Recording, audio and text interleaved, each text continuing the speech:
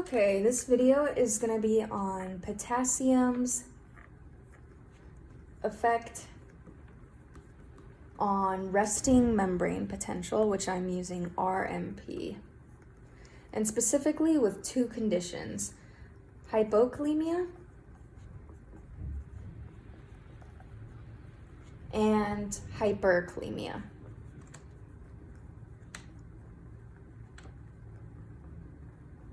Okay, so just breaking this down, hypo means too little, and then cal, think of the K for potassium, too little potassium, and then emia means in the blood.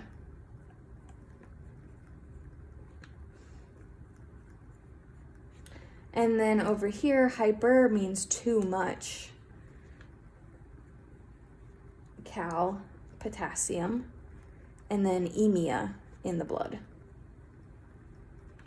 So if we're talking about potassium in the blood, we are talking about the extracellular fluid. So if we had a cell, I'm just going to draw a circular cell, but since we're going to be talking about resting membrane potential, you could imagine a cell, a neuronal cell, where you have your dendrites and your cell body, and then your terminal of your neuron, the axon being here.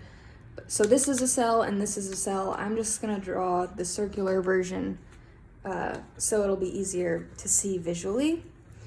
But yeah, anything inside the cell is ICF, intracellular fluid.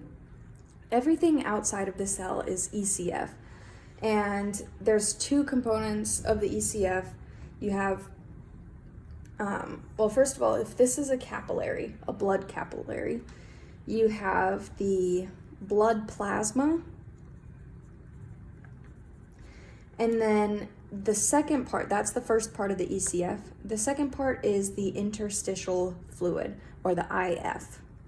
And basically, if you want to reabsorb potassium into the blood, move it from the cell into the blood, it's traveling through the interstitial fluid to the blood plasma.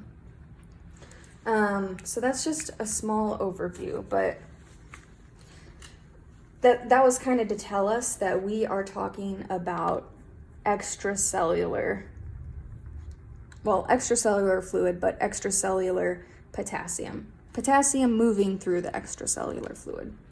Okay, so if this is our cell, what creates the resting membrane potential at rest? So if we're talking about resting membrane potential, I'm going to draw out our little action potential graph. So we said that just at rest, our resting membrane potential, or the difference between the inside and outside of the cell, is -70, that difference in charge. But what created -70 in the first place? Well, we had high potassium inside the cell and everything else outside the cell, Na+, Cl-, what else? Calcium. Those are the main ones we talked about in this class, but I always said to think of a giant K inside the cell because that's the main ion that we have inside the cell at rest. But what happens at rest is we have these leaky potassium channels.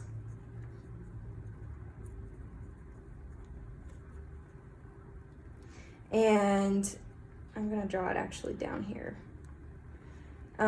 So you have this channel, it's kind of leaky, it's a little bit open. And so at rest, potassium is naturally falling or moving outside the cell just a little bit. And so that positive leaving the cell is going to make us more negative on the inside,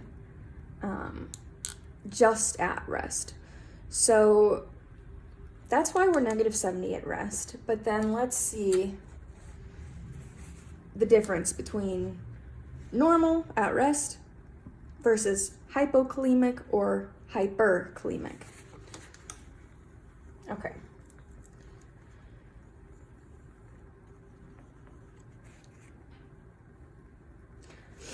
So at rest, you have high potassium and high concentration of potassium inside the cell, low concentration of potassium outside the cell. But let's start with hypokalemic. We're too little potassium in the blood. So this is representing potassium extracellular fluid in the blood. If we're too little compared to normal, this is normal. Let's say that's our new hypokalemic. What happens now is instead of having, a normal concentration gradient for potassium to move outside of the cell, because we're still going high to low, now we have a bigger concentration gradient because there's even less potassium outside of the cell. So we're gonna have more, to make up for that, we're gonna have more potassium leaving the cell. And what's gonna happen is even more than normal positive leaving is gonna make us even more negative than normal. So I'm just gonna put in red, even more negative RMP than normal. And so this would be our hypokalemic change. This would be the normal, and this is hypokalemic. So what's going to happen is our new resting membrane potential is going to be somewhere below -70. Let's just say -85. Okay. But over here on this side, if we're hyperkalemic, we have too much potassium in the blood.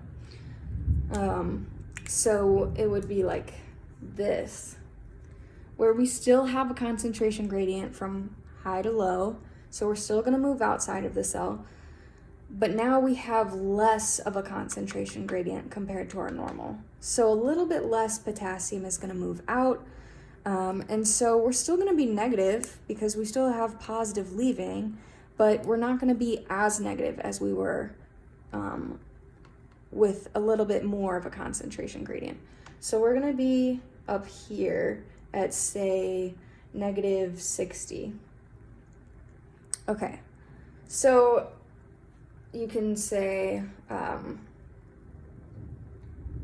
less negative RMP than normal.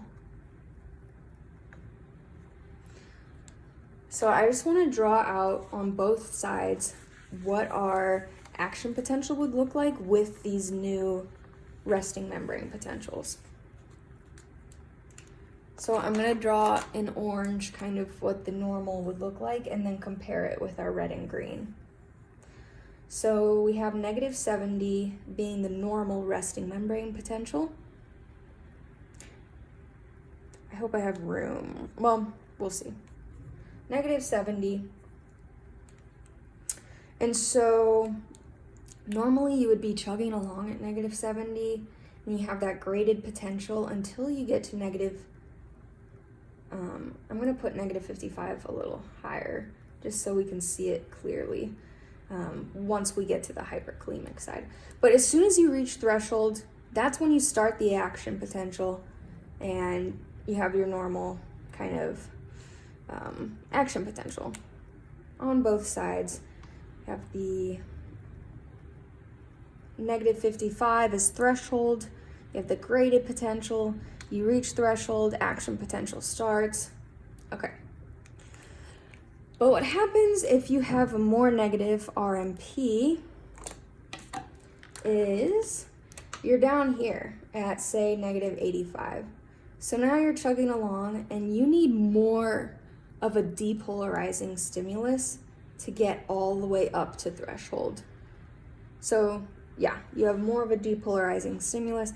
You reach threshold and then you have an action potential. You still have to go below your resting membrane and you bring it back up to resting membrane for that refractory, absolute and relative refractory. Over here though,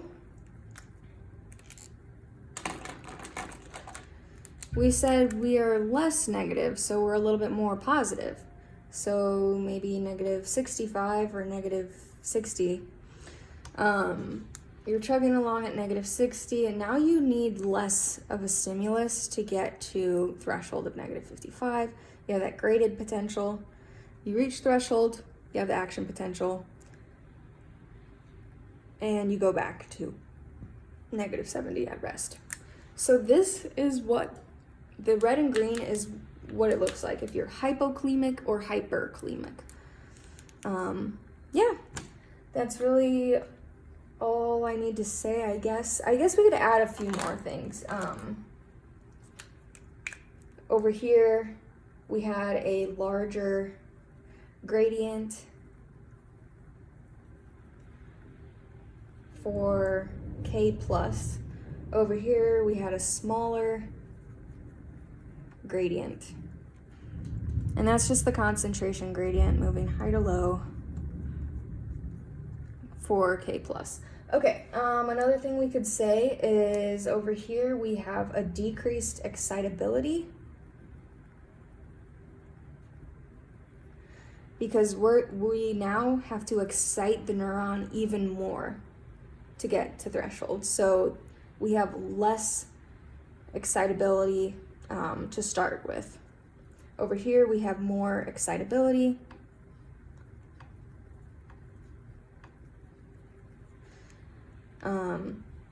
To start with, we are in a more excited state. We're more depolarized. So there's less that we have to do to get to threshold. Yeah, I guess that's everything I have to say. And again, emia, we're talking about in the blood, and that's why we're talking about extracellular fluid. All right, thank you.